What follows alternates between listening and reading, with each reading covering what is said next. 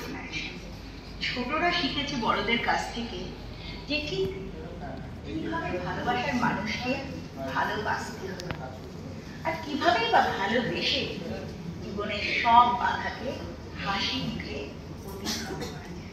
এটা ভেবে আমার সত্যি খুব গর্ব অনুভব হচ্ছে যে আজ যে পরিবারের ভালোবাসার তাজমহলটি তৈরি করেছে সেই পরিবারেরই একটি অংশ।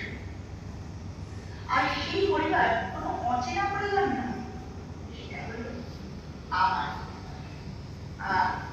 এই প্রেমিক, যাকে কথা বলছিলাম লাভবার্ড, তারা হলেন আমার বাবা শিবশঙ্কর মুখার্জি আর আমার মা ছবি মুখার্জি। আর আমার বাবা ভালোবেসে মাকে দিল রাতের নিস্তব্ধতা।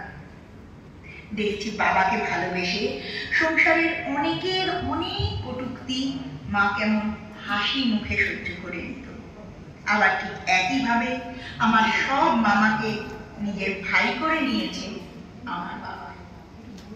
আমার মাকে ভালোবেসে আমার মামা মাসিদের জীবিকা অর্জনের সুযোগ করে দেওয়া থেকে আরম্ভ করে তাদের জীবন সঙ্গী